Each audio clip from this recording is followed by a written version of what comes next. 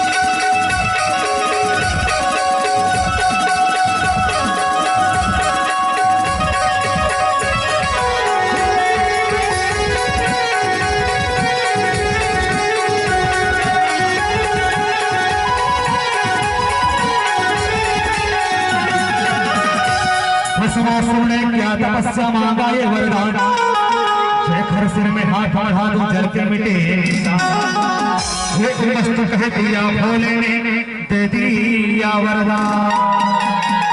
तब दादा मन में जागा क्रोध पांव पे प्यार शिव बौला बन गए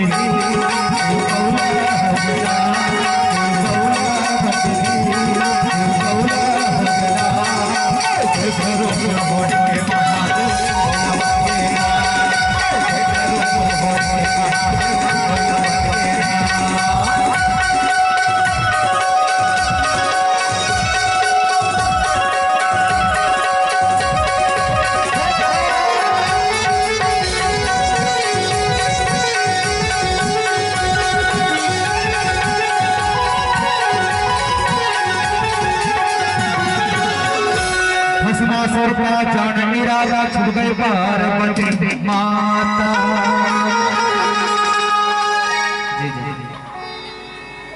जय जय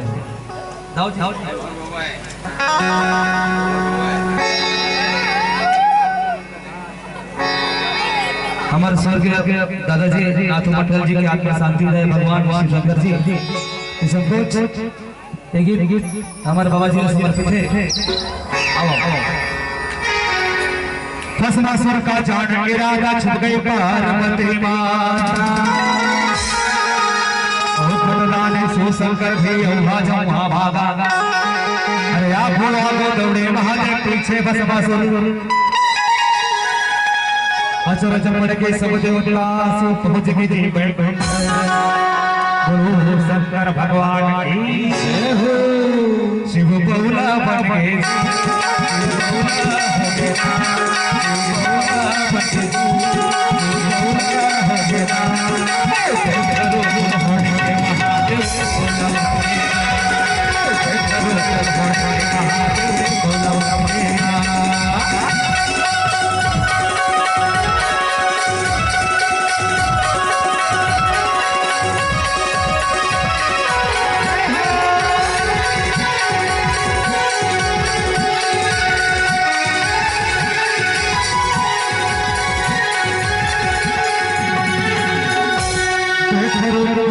शंकर भस्मासुर भय दीवाना, जैसे मामर लाडे बंदे काका करो बतारा, जैसे नाचा वैसे नाच मुनि सिर हाथ बढ़ाए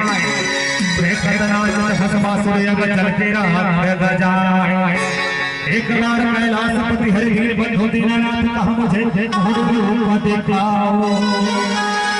समय माथ पर गुंठपति ने मोहनी रूप बनाया। शिव गौला बन के शिव गौला बन के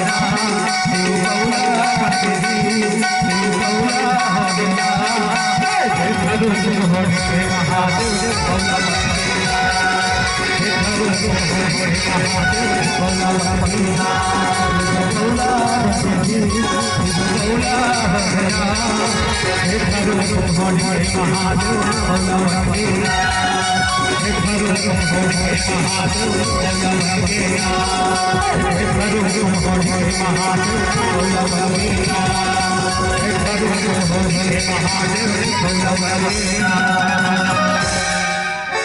बड़े भैया परम आदरणीय दादाजी ने इस में 500 रुपए के